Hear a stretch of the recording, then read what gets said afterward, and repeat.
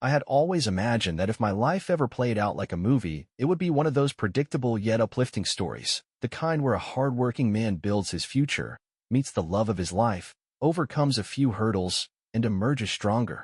Never did I expect to find myself in the middle of a psychological thriller where the woman I cherished turned out to be a complete stranger. It all began on what seemed like an ordinary evening. I was stuck in the usual rush-hour traffic on my way home, flipping through radio stations in search of anything other than repetitive pop songs or endless commercials. That's when my phone buzzed with a text from my wife, Jessica. "Don't forget to grab milk on your way home." A completely mundane message, except for one disturbing detail. The timestamp showed it was sent 5 minutes ago, at the exact moment I had watched her car speed past me in the opposite direction. I recognized it instantly, her navy blue SUV, the dent on the rear bumper from when she had misjudged a shopping cart last year. But if she was heading away, how could she be texting me from home? At first, I tried to rationalize it.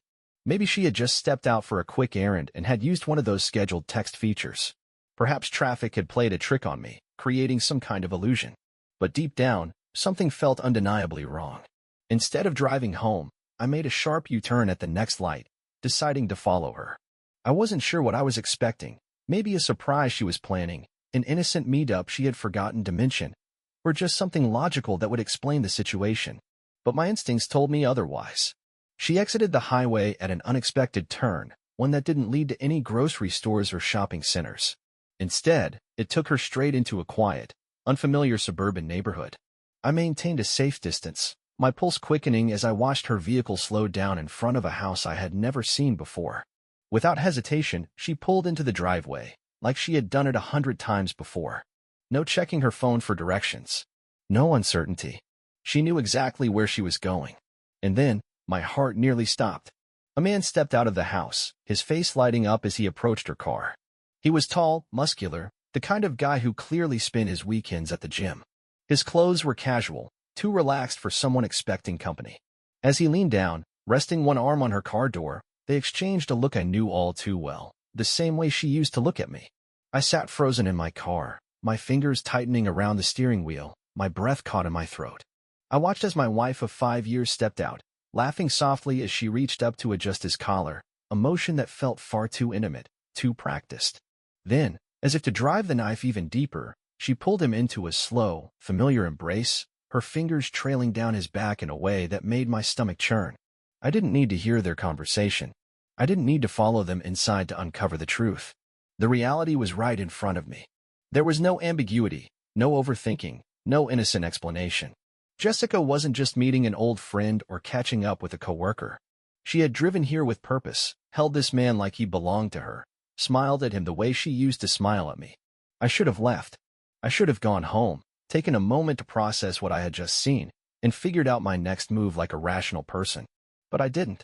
Instead, I stayed. I watched as the two of them casually strolled toward the front door, their conversation easy and familiar, as though they had done this 1,000 times before. When they reached the entrance, he opened the door for her, his hand grazing the small of her back as she stepped inside.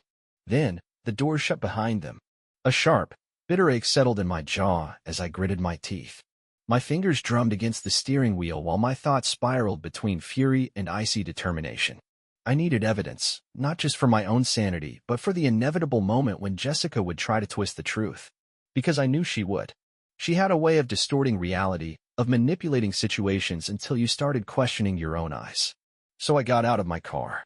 Moving cautiously, I kept to the shadows of the nearby houses, my heartbeat thudding in my ears as I approached.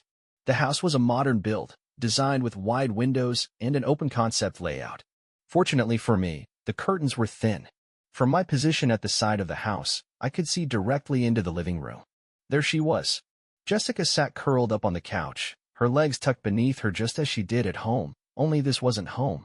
And the man she was with wasn't me. Her shoes had already been discarded, and her posture exuded ease. Sitting beside her, Matt, because of course, it was him, laughed at something she had just said. He leaned in, casually tucking a stray strand of hair behind her ear.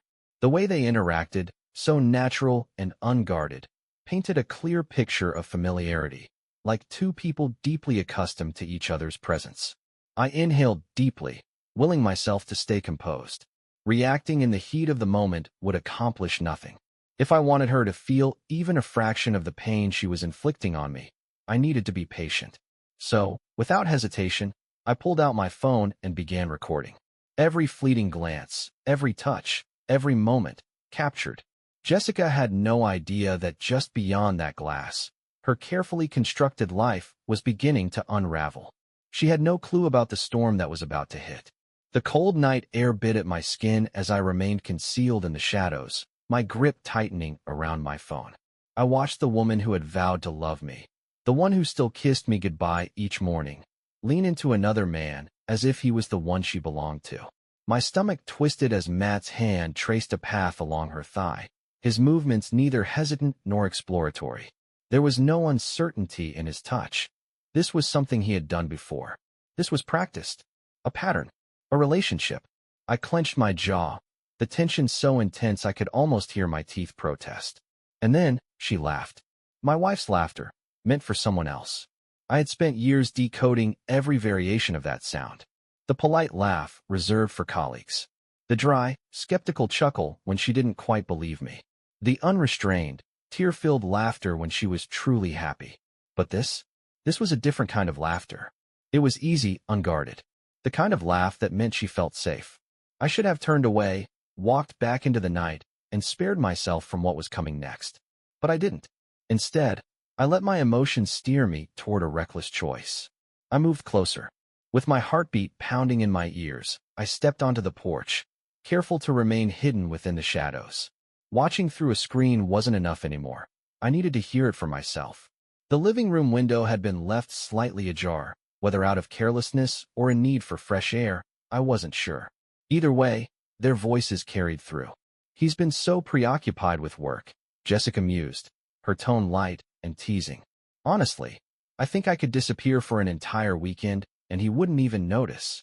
A slow, simmering rage crept through me, tightening around my ribs like a vice. Matt chuckled, his voice smooth, unbothered. You say that like it's a bad thing. Fewer questions for us. Exactly, she sighed, stretching her legs over his lap. It's almost too easy. Too easy. Something inside me broke. I couldn't even recall making the decision. One moment, I stood there in the dark, my fists clenched as my world crumbled. The next, my finger was pressing the doorbell. 3 times. Loud. Sharp. Inside, the laughter halted abruptly. I heard the scrape of a chair, hurried whispers, then rushed footsteps.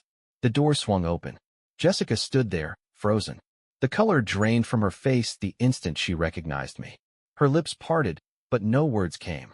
Her gaze flickered past me, as if searching for some explanation, some way to rationalize how this moment had come to be. How I could possibly be standing here. I lifted my phone, still recording. Want to tell me what's too easy, Jess? My voice was unsettlingly calm. Because from where I'm standing, nothing about this looks easy. Her mouth opened and closed, panic flickering in her eyes as she scrambled for an excuse, an escape. And then Matt appeared behind her. His expression shifted in an instant, from confusion to comprehension to something dangerously close to amusement. He didn't look ashamed. He didn't look guilty. He looked like a man who believed he had already won. That, I thought, was a mistake. Jessica looked as though she had seen a ghost. Her breathing was unsteady, her hands gripping the doorframe like it was the only thing keeping her upright. I said nothing. I let the silence stretch between us, watching as her panic mounted.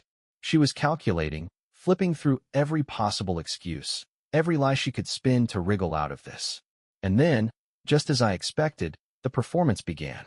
Honey, she said softly, her voice careful, as though she was soothing a wild animal. What are you doing here? I nearly laughed at the absurdity of it. That was her opening move? I tilted my head. That's a better question for you, isn't it? She blinked rapidly, still searching for an angle, still stalling. Behind her, Matt leaned casually against the doorway, arms crossed, as if this entire confrontation was nothing more than a mild inconvenience. As if he wasn't standing in the middle of my wife's betrayal. Jessica started, her voice trembling. This isn't what it looks like. Oh, here we go. Slowly, I raised my phone, the screen still illuminated with the footage of them together, laughing, touching, sharing looks that left no room for doubt. Really, I tapped the screen, letting the video play between us.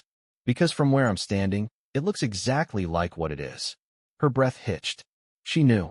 She knew there was no talking her way out of this. And yet, Matt had the audacity to smirk. Smirk. As if this was a joke to him. As if my marriage, my life, my pain was all just entertainment. I turned my gaze toward him, my jaw tightening.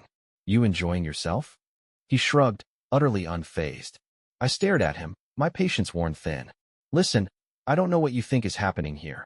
I started, my voice tight. Shut up. He blinked, caught off guard for the first time. I had no interest in hearing whatever weak excuse he was about to conjure. My attention was on Jessica. Do you even realize what you've done? I asked her, my voice dangerously even. Tears welled up in her eyes. Forced, insincere. I had seen her cry before, and this wasn't genuine. This was an act, a carefully played performance. Honey, please, she whispered, her voice pleading. Can we talk about this at home? A sharp, bitter feeling twisted in my chest. You mean the home where you just told him I was too distracted to notice you sneaking around? I asked, watching as she flinched at my words. Jessica swallowed hard, her eyes flicking to Matt for a fraction of a second. And that was when I saw it, fear. Not the fear of losing me. Not guilt over hurting me. It was the fear of losing control. She had spent months, maybe even longer, crafting her secret world. A carefully constructed illusion where she played the devoted wife while laughing behind my back with this man. And now, within mere moments, I had shattered it all. Move, I said. Her brows knitted together in confusion. What? I gestured toward the doorway. Move out of the way. She quickly shook her head, stepping in front of Matt as if shielding him. And that was all the confirmation I needed. She wasn't sorry. She wasn't devastated over this. She was still choosing him. I exhaled slowly, forcing myself to remain composed. Jessica, I swear, if you don't move, I will call every single person we know right now and send them this video before you even get a chance to explain yourself. Panic twisted her features. Wait. 3. She hesitated, her breathing turning ragged. 2. I could see her mind racing, scrambling for control, desperately searching for a way out. 1. And just like that, she stepped aside.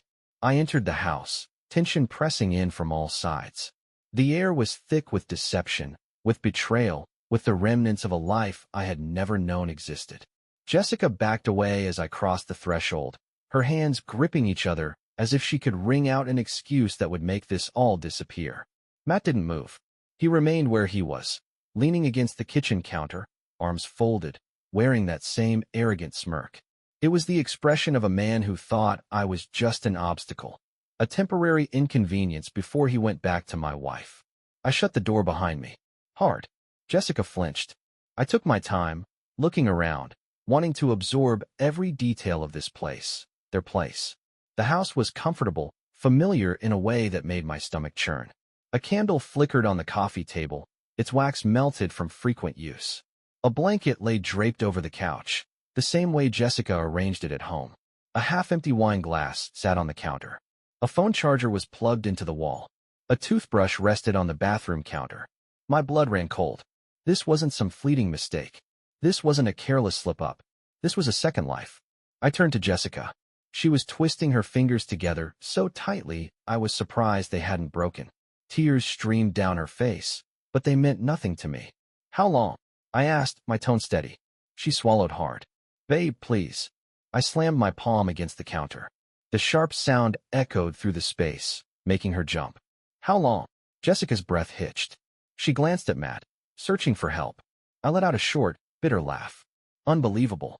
Even now you're looking to him. Her eyes filled with fresh tears. It's not like that. It's exactly like that, I snapped. I turned my gaze to Matt, who hadn't budged, still sporting that smug expression. You proud of yourself? I asked, voice low. Sleeping with another man's wife? He didn't flinch. Seems like you weren't doing a great job keeping her happy. Jessica gasped. Matt. But it was too late. The second the words left his mouth, something inside me snapped. I stepped forward. The air in the room shifted. Silence turned sharp, dangerous. Matt must have sensed it because, for the first time, his smirk faltered. You think this is funny? I asked, my voice barely above a whisper. Matt straightened but held his ground. I think she had a choice, he said. And she chose me. Jessica let out a strangled sob. Stop it. Both of you. I turned to her sharply. Jessica, be quiet. You don't get to talk right now. She froze. I looked back at Matt, an eerie calm settling over me.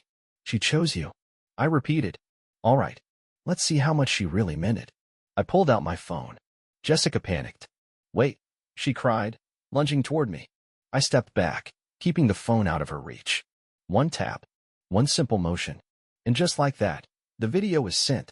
To her parents, to my parents, to her friends, to her work group chat, to everyone that mattered. Jessica let out a blood-curdling scream. No, no, no. She scrambled for her phone, hands trembling so violently that she couldn't even unlock it. Why would you do that? She shrieked, her voice breaking. Why would you? Oh my God. Matt, for the first time, looked uneasy. Dude, what the hell? I smiled. Actually smiled. You said she chose you, right? I slid my phone back into my pocket. Let's see if that's still true now. Jessica was spiraling, completely unraveling in front of me. A full-blown, frantic meltdown. She gripped her phone tightly in both hands, her fingers trembling so violently that typing was nearly impossible. Each time she tried, a broken, gasping sound escaped her lips, half sob, half frantic whisper of disbelief. With every passing second, new messages poured in, and as she scrolled through the chaos I had unleashed, I watched her unravel in real time. One after another, the notifications lit up her screen. Her mother. Jessica, what is this? Her best friend. Tell me this isn't real. Her boss. We need to talk. Immediately. A wounded whimper slipped from Jessica's lips, a desperate, panicked plea. No, no, no, no. Meanwhile, Matt had gone completely still. The smug grin he had worn so easily just minutes ago had vanished, replaced with a stiff, uneasy posture. He stood near the counter, his confidence drained. You actually sent that to everyone? His voice was cautious now, no longer carrying the arrogance it once had. I turned to him, my voice unsettlingly calm. You said she chose you, Matt. Shouldn't you be happy about that? Jessica let out a choked sob. Please, she begged, her voice breaking. Please, let me fix this. I raised an eyebrow. Fix what, exactly?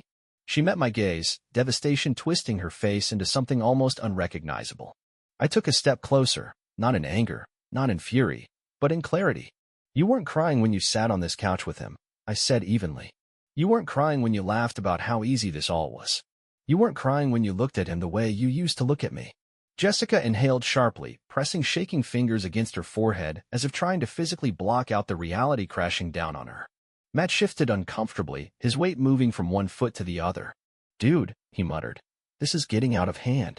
Shut up, I snapped, turning my glare on him. Just 10 minutes ago, you thought this was all a joke, right? Thought you were winning.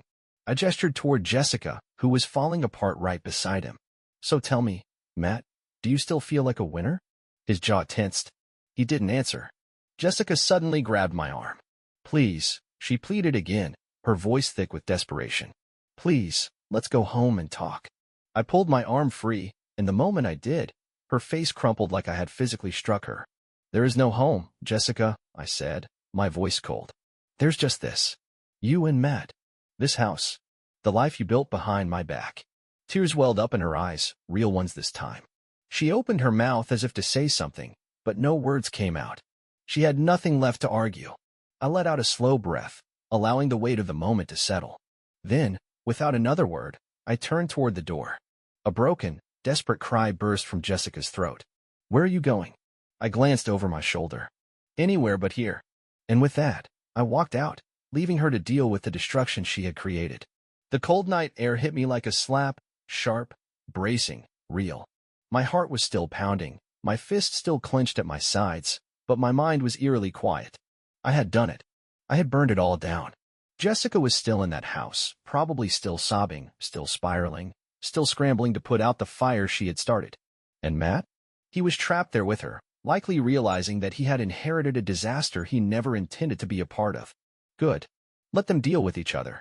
Let them piece together the remains of whatever they thought they had. Reaching my car, I climbed inside and slammed the door shut. For a moment, I just sat there, gripping the steering wheel, staring out at the quiet suburban street. I should have felt relief, satisfaction, something, but all I felt was empty. 8 years. 5 of them as husband and wife. Gone. Not just the love, not just the relationship, but everything. Every shared moment. Every inside joke. Every holiday. Every lazy Sunday morning spent in bed, talking about the future. It had all been a lie. She had been living a second life right under my nose, and I had been too blind, too trusting to see it. A slow, shaky breath left my chest. My phone buzzed in my pocket, but I didn't want to look. Still, I did. 37 missed calls. Jessica, her mother, her best friend. Even Matt, the absolute idiot, had tried calling me twice. And then, just one text from my best friend, Ryan. Dude, what the actual hell? Call me. I exhaled through my nose, ran a hand through my hair, and dialed. Ryan picked up on the first ring. Bro, what did you do? I stared out the windshield, my voice flat. What needed to be done? A low whistle came through the phone. Jessica is losing it. Her mom just called my girlfriend, freaking out. She said you destroyed her life. A bitter laugh almost escaped me. Destroyed her life? I repeated calmly. No. Jessica did that all on her own. Ryan was quiet for a second. Then, he let out a breath. Yeah, she did. Silence stretched between us before he spoke again. Where are you? I swallowed hard. No idea. Come over, he said immediately. Crash at my place. We'll drink. We'll talk. Whatever you need, man. Just don't sit in your car all night. I hesitated, then nodded, even though he couldn't see me. Yeah, okay. I hung up, started the engine, and pulled away from the house that no longer felt like mine. As I drove, another message from Jessica flashed across the screen. Please come home. Please. We can fix this. I love you. A bitter laugh slipped from my lips. I tossed the phone onto the passenger seat without responding. She only loved me now that her perfect little world was crumbling. But I wasn't hers anymore. And she sure as hell wasn't mine. Ryan's apartment was exactly what I needed, a quiet, neutral space, far removed from everything. The moment I stepped inside, he pressed a cold beer into my hand and gestured for me to sit. All right. Talk. I sank onto the couch, running a hand down my face. My entire body felt heavy, like I was coming down from an adrenaline-fueled fever dream. Finally, I spoke. I caught her, I said, my voice flat. In some house. With him. Ryan let out a low whistle. Damn. I took a slow sip of beer. I recorded them. Sent it to everyone. His eyebrows shot up in surprise. Oh, so you went full scorched earth. A dry chuckle escaped me. Pretty much. Ryan leaned back, shaking his head. Man, I knew something was off with her. I just didn't think she was that much of a snake. My gaze snapped to him. You knew. He exhaled, rubbing the back of his neck. I didn't have proof, okay? But the way she acted, the way she talked about you, like you were just some inconvenience, I had my suspicions. I wanted to say something, but if I was wrong, I just looked like a complete jerk. My jaw tightened. So everyone had seen it but me. Ryan hesitated before speaking again. Look, there's something else. I frowned. What? He let out a slow breath. Jessica's at your house. I froze. What? He nodded. She texted my girlfriend, freaking out. Says she's waiting for you. That you need to talk. A humorless laugh escaped me. Talk? Now she wants to talk. Ryan gave me a pointed look. Are you going back? I took another sip of beer, considering. I should have said no. I should have let her sit there all night, waiting. But a dark, bitter part of me wanted to see it, to watch her squirm, to make her face reality, to understand that this wasn't something she could manipulate her way out of. Setting my beer down, I made my decision. Yeah, I'm going back. Ryan sighed, like he already knew that was coming. Thought so. When I pulled up to the house, Jessica was sitting on the porch steps, her arms wrapped tightly around herself. Her eyes were red and swollen from crying. The second she saw me, she shot to her feet. Oh my God, you came. I leaned against my car, crossing my arms. Why are you here, Jessica? She took a hesitant step forward. Please, can we go inside? I need to explain. I shook my head. No. Explain right here. Her lips trembled. I messed up so badly. But I swear, I still love you. I never wanted to hurt you. I let out a sharp scoff. You didn't just mess up. You built an entire double life. You lied to my face. Every single day. Tears streamed down her cheeks. It wasn't like that. It was exactly like that. She pressed her hands to her chest, her voice pleading. I was lonely, okay? You were always busy, always distracted. And Matt. He was just there. And I held up a hand, cutting her off. Stop. Her whole body trembled as she swallowed hard. I took a slow breath, keeping my voice steady. Be honest, Jessica. If I hadn't caught you, if I hadn't sent that video, would you have ever stopped? Silence. Jessica opened her mouth as if to respond, then closed it again. And in that moment, I saw the truth written all over her face. She wouldn't have stopped. She never planned to stop.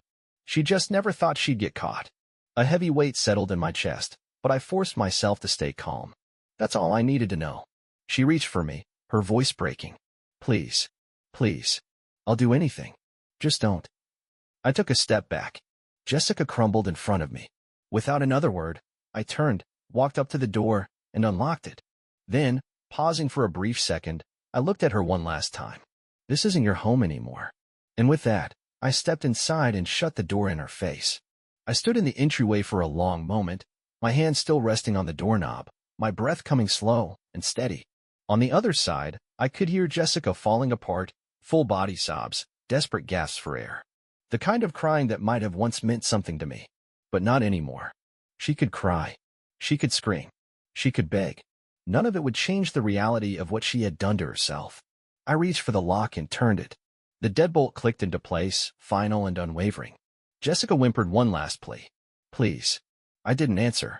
Without looking back, I walked through the house, heading straight for the bedroom. Our bedroom. No. My bedroom now. The bed was still unmade from that morning.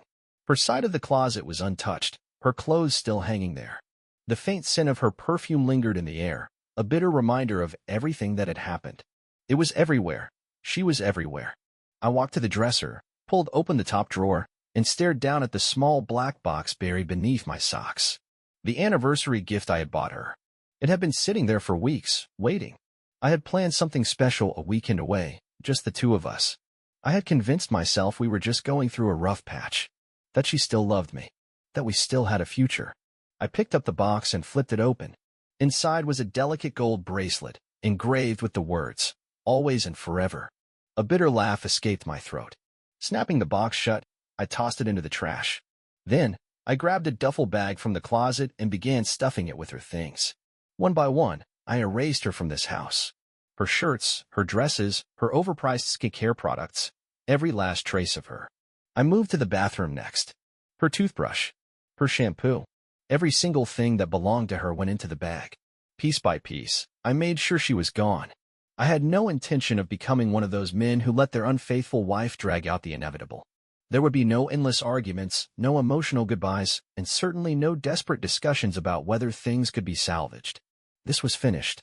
A sudden, urgent pounding on the door interrupted my thoughts. Let me in. Jessica's voice was hoarse, breaking under the weight of desperation. Just talk to me. I zipped up the duffel bag, turned on my heel, and strode toward the front door. Without hesitation, I pulled it open. Jessica stood there, disheveled and broken. Streaks of mascara ran down her swollen, red cheeks. Her hair was in complete disarray. Once, the sight of her like this might have shattered me. Now, it meant absolutely nothing. Wordlessly, I shoved the bag into her arms. Her fingers trembled as she grasped it, confusion flashing across her face. What is this? She stammered. I met her gaze, unwavering. Your things. She shook her head, her lips parting in horror. No. No. You don't mean... I do, I said, my voice calm, final. You're leaving. Jessica stumbled back, clutching the bag as if it were the only thing keeping her upright. Where am I supposed to go? I tilted my head slightly. Matt's place, right? The way her face twisted in agony told me everything. She had nowhere to go. Matt hadn't taken her in. He hadn't fought for her. He had likely seen the mess she had made and decided she wasn't worth the trouble. And that? That was the cruelest irony of all. She had thrown away our marriage for a man who had never intended to keep her. A strangled sob escaped her lips. I don't want him. I want you. I love you. I felt nothing. Stepping back, I gripped the door. No, Jessica. You don't love me. You just lost everything. Her mouth opened as if to argue, then shut just as quickly. I closed the door in her face. For the last time. The silence that followed was deafening. No more pleading. No more frantic knocking. No more Jessica. I stood there, waiting, though for what? I wasn't sure. Maybe I expected her to scream. Maybe I thought she'd break down completely. Maybe I was foolishly hoping for some kind of universal confirmation that I was doing the right thing. But the only sound that met my ears was the rustling whine through the trees. Then, footsteps. Slow. Hesitant. Fading. She was gone. I exhaled a long, measured breath and leaned against the door. My body felt drained. My mind felt blank. This was supposed to be the part where I felt relief, maybe even some sense of triumph. But all I felt was done. Like my heart had finally caught up to what my mind had accepted long ago. Jessica, the woman I had once loved, the woman with whom I had built a life, was now nothing more than a stranger. A liar. A betrayer. A regret. I pushed off the door and moved through the house, my house. My gaze drifted over the empty space where her shoes had always been neatly placed. The counter where her coffee cup used to sit every morning. The closet, now hollow, missing the clothes that had once occupied it. It was over. And yet, somewhere out there, she was still crying. Not for me. Not for our marriage. She was crying because she had lost. She had gambled everything on Matt. On some fleeting fantasy. On the belief that she could manipulate her way out of the consequences. And she had lost. And me? I had won. Not in a way that brought satisfaction. Not in a way that felt rewarding. But in the way that truly mattered. I had my self-respect. And that? That was something Jessica could never reclaim. Moving toward the trash can, my steps were slow, deliberate. I reached inside and pulled out the small black box I had discarded earlier. Flipping it open, I stared at the bracelet inside. Even under the dim kitchen light, it still shimmered, untouched. Always and forever. A smirk ghosted across my lips as I shook my head. Without hesitation, I snapped the box shut, grabbed my keys, and stepped outside. Then, with all the strength I had, I hurled it into the darkness. It disappeared into the night. Gone. Just like her. And this time, I wasn't looking back.